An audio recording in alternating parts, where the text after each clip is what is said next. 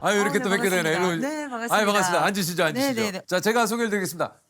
거침없는 입담으로 꽉 막힌 속을 뚫어주는 호랑이 상담가입니다. 이호선 교수님이십니다. 아유, 안녕하세요, 교수님. 안녕하세요. 반갑습니다. 1호선, 2호선, 3호선, 4호선 그중에 달리는 순환선 2호선입니다. 반갑습니다.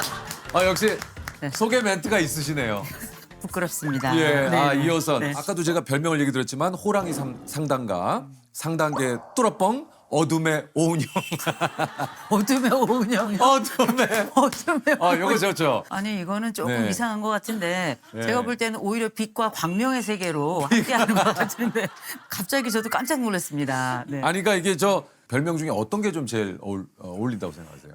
저는 이제 사실 많은 분들이 뭐 호랑이 상담가 이렇게 얘기하시는데 고양이고요. 그래요? 요즘에서도 살짝 살찐 고양이다 이렇게 얘기를 하는 편인데 보통 요새는 이제 쇼츠 같은 이런 것들이 많이 나오면서 요 부분만 보시는 분들이 좀 계시더라고요. 그 안쪽에 있는 소프트 아이스크림은 다 사라지고 마지막에 있는 강하고 딱딱한 껍데기만 남아 있는 느낌이어가지고 제가 조금 아쉽긴 합니다만 그래도 상관없는 게 그분들만 좋아지면 괜찮아요. 그러니까요. 네, 전혀 문제 없습니다. 이제 워낙에 그냥 말이 그냥 그냥 뭐 듣다 보면 그냥 쑥 빠져요. 그래서 주변 이웃분들도 네. 가끔 교수님을 만나면 갑작스럽게 그런 상담을 좀 이게 바라거나 내지는 그런 고민을 얘기하시는 분들이 좀 있지 않으세요? 좀 안 그랬으면 좋겠어요. 그렇죠. 근데 안 그럴 수가 없을 것 같아. 아니 근데 네. 저희 이제 주변에 있는 분들이 와서 뭐 이렇게 이런저런 말씀하시죠. 뭐 그래, 궁금한 하시죠. 거 또 네. 좀 문제 있는 거 그렇죠, 얘기하시는데 근데 저는 제가 그런 역할을 할 수 있어서 너무 좋아요. 왜냐하면 이웃들이 얼마나 중요해요. 저는 이웃이 진짜 중요하다고 생각하거든요. 맞아요. 저도 있다 보면 아니 저라고 맨날 도움을 줍니까? 저도 모질라고 한심하고 때로는 도움이 필요한 존재잖아요. 동네 아줌마들이 최고예요. 정답이에요, 정답. 그러면 전 미장원 너무 좋아해요. 맞아, 같이 욕해주고, 그럼요. 같이 욕해주고 나를 진짜 그럼요. 든든하게 지원해줄 때. 저는 예. 미장원 가서 언니들한테 제가 맨날 밥 사잖아요. 왜냐하면 그 언니들이 최고의 솔루션을 줘요. 네. 맞아요, 네. 맞아요. 이제 강연 중에 최고 인기 주제가 행복하게 나이 드는 법. 이게 진짜 행복하게 나이 든다는 게 정말 어려운 것 같아요. 쉽기도 하고 전 어렵다고도 생각하는 게 이게 일종의 뭐랄까 삶의 태도 같은 건데 네. 이제 중요한 거는 행복한 게 중요한 게 아니고 나이 들수록 행복하게 사는 거 이게 진짜 어려운 그거 거잖아요. 굉장히 궁금해요, 그래서. 근데 저는 제가 맨날 하는 얘기가 있습니다. 제가 1등부자라 그래요. 왜냐하면 부러운 사람 없고 미운 사람 없어서. 정말 부러운 사람이 없느냐 그렇진 않죠. 저도 날씬한 사람, 저보다 키 큰 사람, 그리고 이제 인물이 좀 최근에 제 친구가 이렇게 안면을 땡겼더라고요. 20년이 젊어진 거예요. 진짜요? 네. 그래가지고 근데 저희 교수님도 굉장히 좋으신데. 땡기면 더 나을 거예요. 근데 막 너무 예뻐졌더라고요. 그래가지고 나도 한번 우리 친구들이랑 집단으로 누워볼까 이런 생각을 했었는데.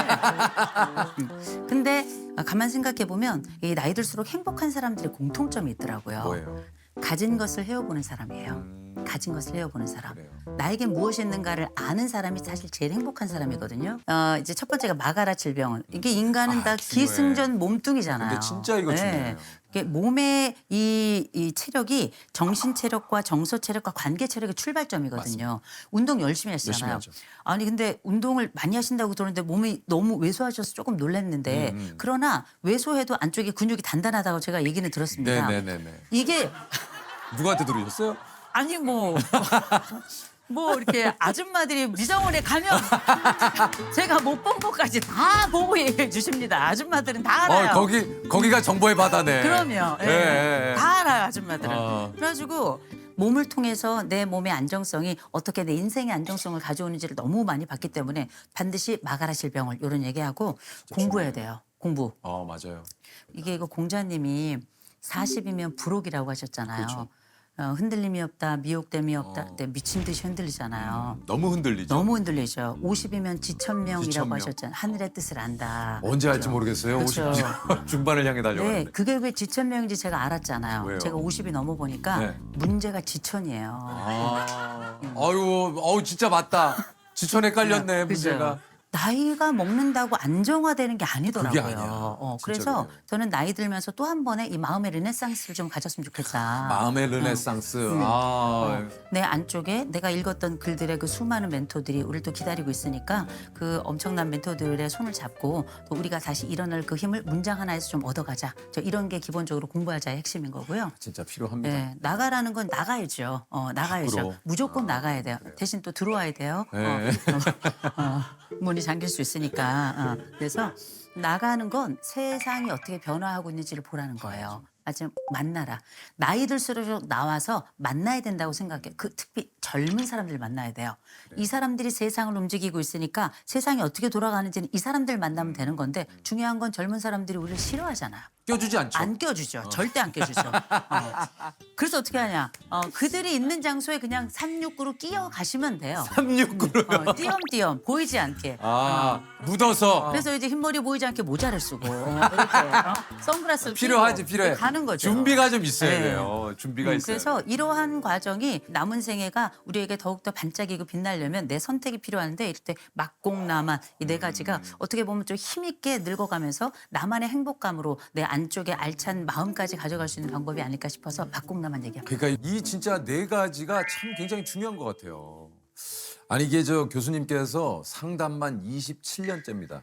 27년 동안 수만 명을 상담하면서 느낀 이 사람들의 가장 큰 고민은 뭡니까? 사람들은 뭐 5만 가지로 고민합니다. 그쵸. 근데 뭐 아무래도 뭐 상담 현장이다 보니까 제일 중요한 것도 제일 많은 거는 가족 얘기죠. 가족 얘기고 그 중에서도 부부들은 이제 이혼에 관련된 얘기들 워낙에 많고 그런데 이게 정말 이혼할 건인지 이혼하지 않을 건인지를 좀 구분을 해야 되겠더라고요. 저는 가능하면 이혼을 안 하는 방향으로 가긴 해요.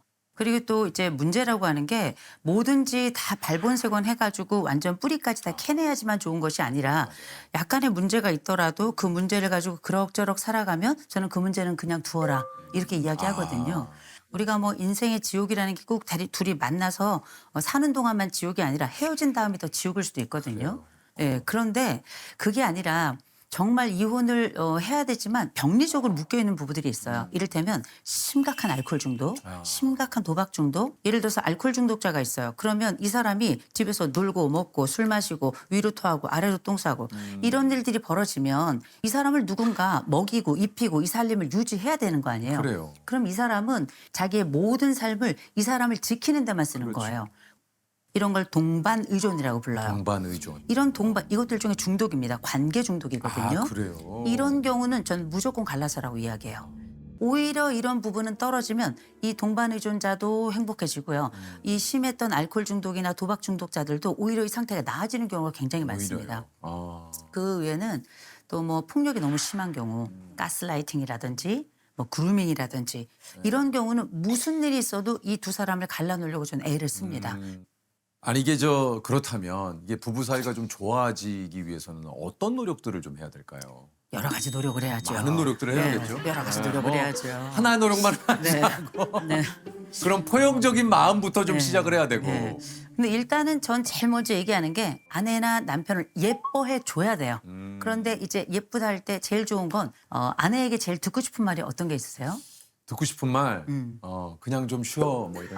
그냥 좀 쉬어. 그냥 좀 쉬어. 오늘은 아무것도 하지 마. 그냥 좀 쉬어. 이런 말을 제일 듣고 싶죠. 오늘은 돈 안 벌어도 돼. 청소 안 해도 돼. 뭐 빨래 안 해도 돼. 뭐 안 봐도 돼. 도와주지 않아도 돼. 그냥 쉬어. 뭐. 쉬어. 예, 그런 거죠. 예.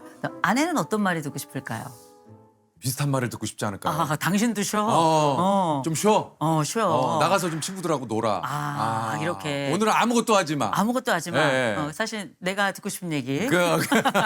서로가 좀 듣고 싶지 않을까. 네네. 예. 이게 되게 중요한 게 이제 부부라는 게 나이랑 상관없이 살아가다 보면 파트너로 살아가잖아요. 그럴 때 우리가 살다 보면 내가 해주고 내가 듣고 싶은 말을 상대에게 하는 경우가 많지 그 사람이 듣고 싶은 얘기를 내가 하는 경우는 또 많지 않아요. 그래요. 잘 맞아요. 모르거든요. 그래가지고 이를테면 저는 예쁘단 말을 좋아해요. 그렇게 보지 마세요. 근데 이제 그게 왜 그러냐면 저희가 사남매로 제가 컸는데 언니, 오빠 저 이렇게 사남매가 있는데 저희 언니 오빠들이 인물이 좋았어요. 아, 그러세요? 인물이 좋아가지고 사남매가 쫙 나가면 동네 어른들이 그래 첫째, 둘째, 셋째 쟤는 누구예요?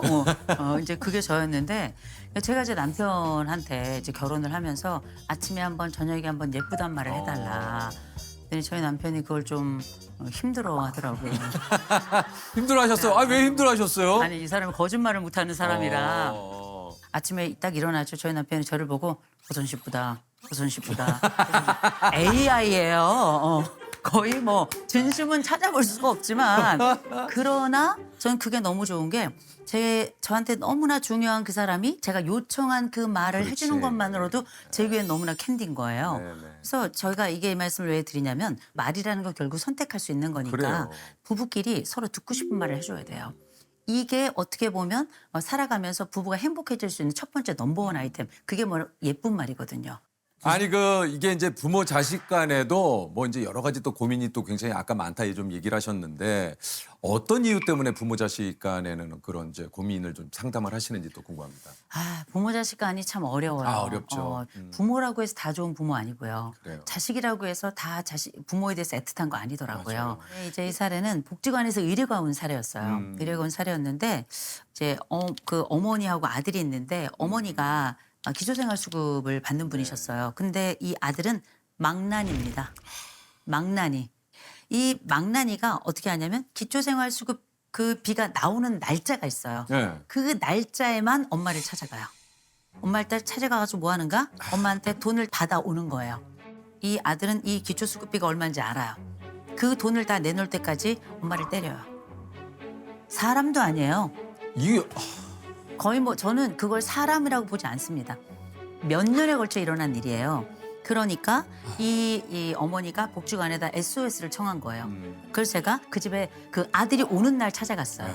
아들이 오는 날 찾아갔는데 제가 딱 들어갔더니 정말 인상을 이렇게 쓰고 들어오면 아들이 저를 딱 보더니 너무나 점잖게 아무렇지도 않은 것이 얼굴을 싹 갈더니 활짝 웃더라고요. 안녕하세요.